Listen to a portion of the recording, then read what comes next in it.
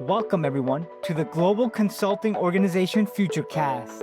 This is our multimedia platform for 2030 and beyond, reimagining the future of real estate, where we share the ideas, information, and ideals that will become the foundation for the future built environment.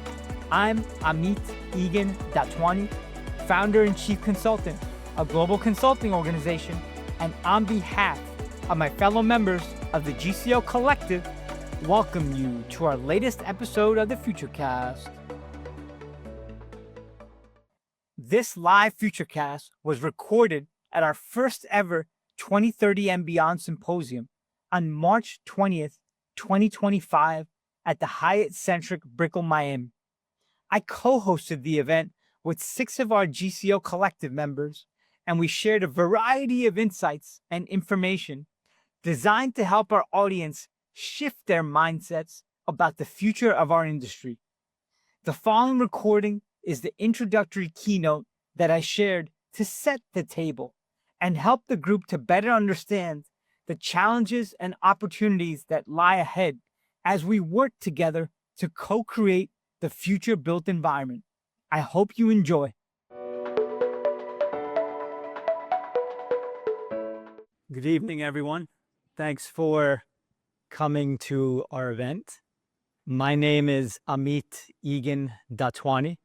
I'm founder and chief consultant of Global Consulting Organization, which is a project starting firm that's visioning, branding, and marketing the neighborhoods, communities, and cities of the future. And on behalf of my fellow members of the GCO Collective, would like to welcome you all to our 2030 and Beyond Symposium, which represents unified development for next generation real estate. And I know it's a little bit of a mouthful and it's a lot compacted into a few words.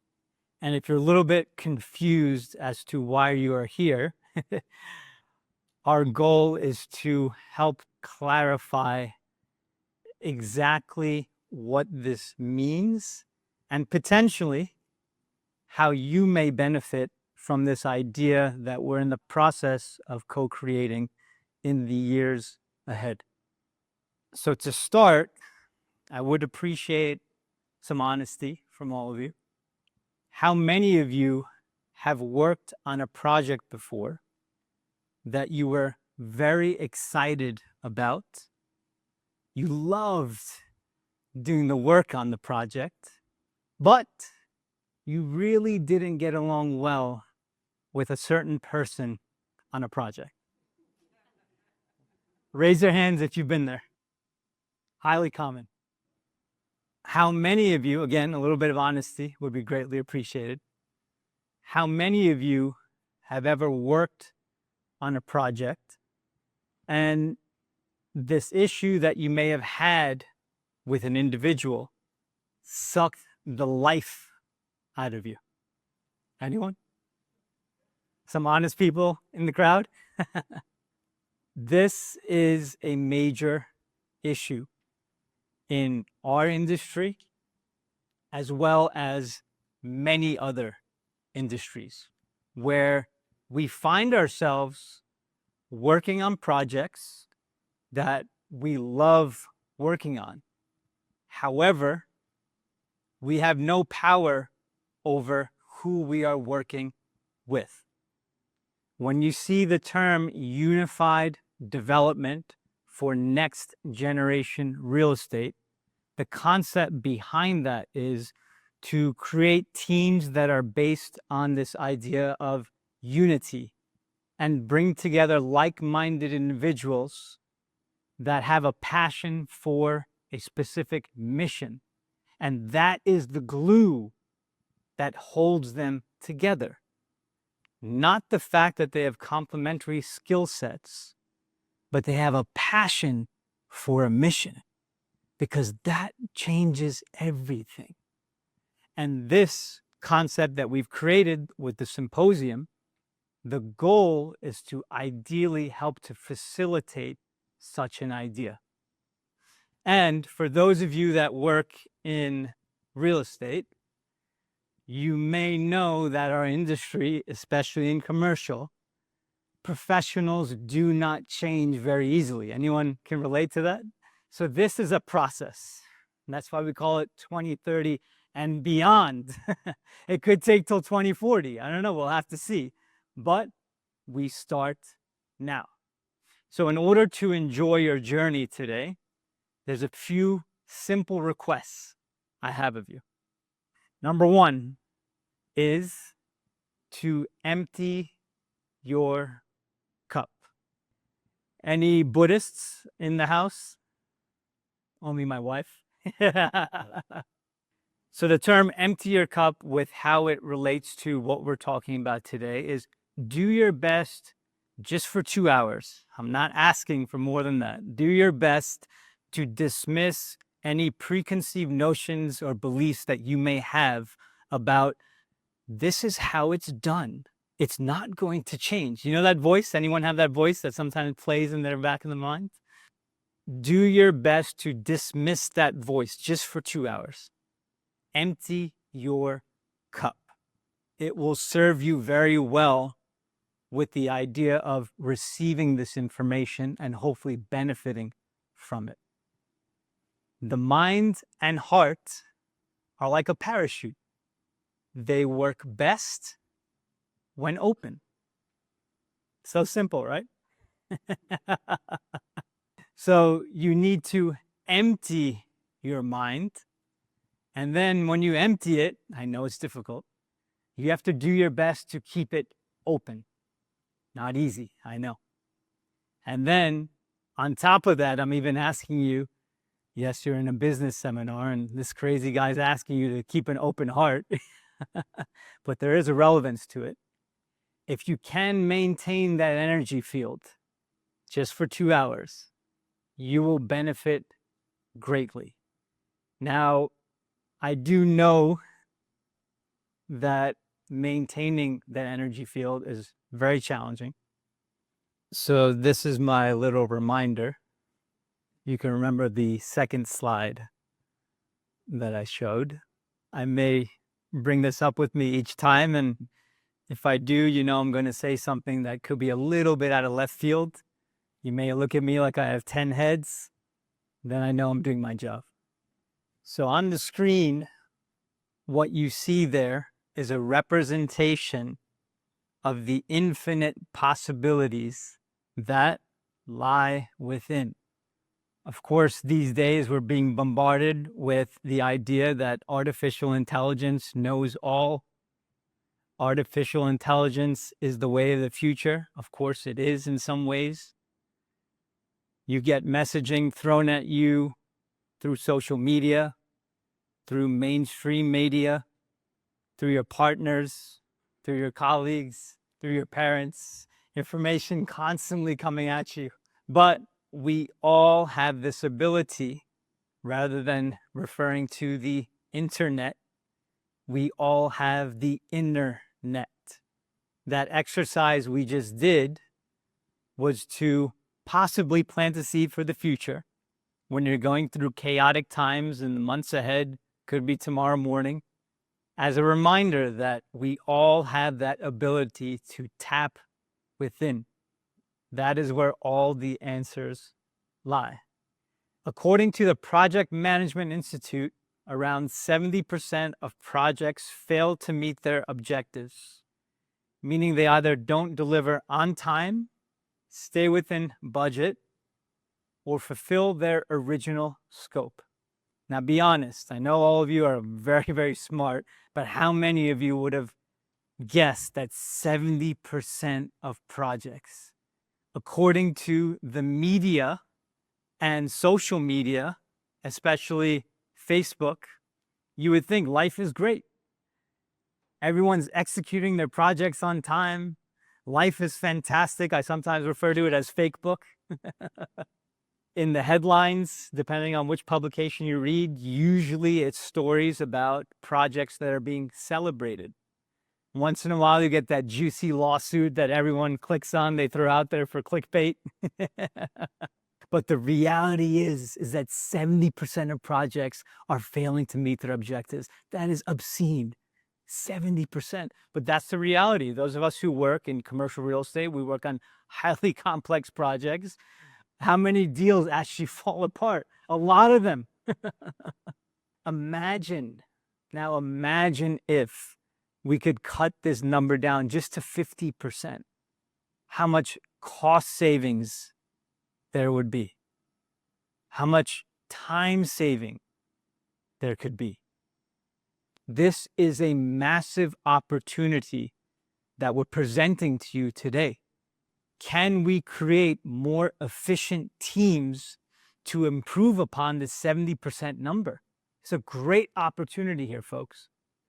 You need two on this slide, okay? This slide is just planting a seed here, folks, is an idea that we are in the process of co-creating and developing as a solution to possibly improve upon this number of 70%. Now, what is this that you see on the screen? It's this idea of we all work on projects, and for the majority of us, the goal of these projects is to make money, right? Can we take this further by integrating this concept of nonprofits? And what I mean by that, and when I say nonprofits, I have to be careful because the whole term of nonprofits is being questioned today. We'll have to see what happens in the next 12 to 18 months with regards to the validity of some of these nonprofits. But when I refer to nonprofits, I mean projects that are for the good of humanity. Imagine, show of hands, how many of you would love to work on projects where you're making money and you're doing good for humanity? Pretty much everyone in the room. I talked initially about this idea of on our projects, can we have this special mission involved that can help to really fire up team members and get them really excited about doing the work that they're doing? So this idea that we're in the process of developing is, can we create this formula where we are working on projects that, of course, the goal is to be profitable, but then can we add this element to make the projects purposeful? And now I'm going to tell you something that's a little bit even more out of left field. I personally believe that if we're able to create this formula where people are working on projects that are purposeful and profitable, what we're actually doing is facilitating human happiness on planet Earth. And I'm curious, how many of you in the audience today donate to causes? No coincidence that you have been called or drawn to this event. Now, this idea, as you can imagine, is a little bit out of left field. But what we believe is that by integrating this passion and love that people have for doing good on this planet and combining that with the work that we all want to do, it can create a very, very special and magical force in the business world. And those that are going to present today also have this shared goal to varying degrees. And you'll learn a little bit more about this idea as we progress. One of the opportunities that could be out there for the kind of work that we can do together is creating and developing the neighborhoods, communities, and cities of the future. Be honest, how many of you would have guessed that out of all the land in our country, only 2% is made up of the urban areas? Only 2%. Anyone would have guessed anywhere near that number? That gives you an idea. Our conversations, the media, the stories, the narratives, everything is about the major cities in our country. And so we think that it's actually more than 2%, but it's far from the truth. And if you see the opportunity there with open space being 93,000 square miles, to put it into context, Miami is slightly north of 50 square miles. New York City is slightly north of 300 square miles. And we have 93,000 square miles potentially available to develop cities of the future. And if we want to co-create cities of the future that are different than what has come before us, we need a new way of working.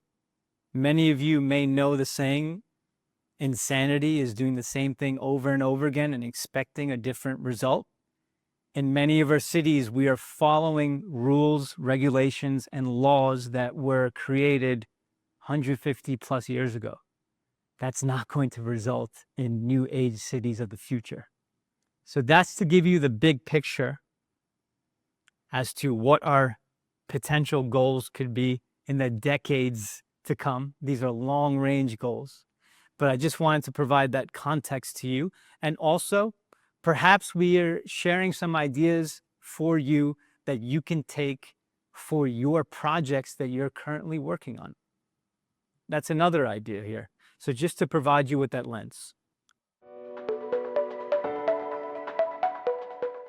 As we closed out the symposium, I shared 3 final reference points with our audience to challenge their thinking and ideally help everyone to dive deeper and question the reasons for why they do the work that they do. Okay, thank you all for journeying with us. We've got 5 more minutes. That's it. And then you're dismissed. Okay, you know it's coming. You know it's coming. So we're going to conclude today's program. I'm going to share with you just some thoughts to go home with, or feel free to throw them in the ocean. It's all good. We are creating this concept called the collective. The individuals you met today and listened to, there's this genuine desire to work together as a truly integrated team. And we have the nuts and bolts that we can create. As you just listened to, we even have an attorney that sees the way. And as you all know, you need legal documents to make things legit. So the collective, an overview, is the plain fact is that the planet does not need more successful people, but it does desperately need more peacemakers, healers, restorers, storytellers, and lovers of every kind. It needs people who live well in their places. It needs people of moral courage, willing to join the fight to make the world more habitable and humane. And these qualities have little to do with success as we have defined it. You may notice there's no mention of real estate skills. There's a type of individual that is gravitating towards this movement. The integration of for-profit and nonprofit, that genuine desire to positively impact others and enhance the human experience. How are we going to enhance the human experience? Ideally, by creating this formula.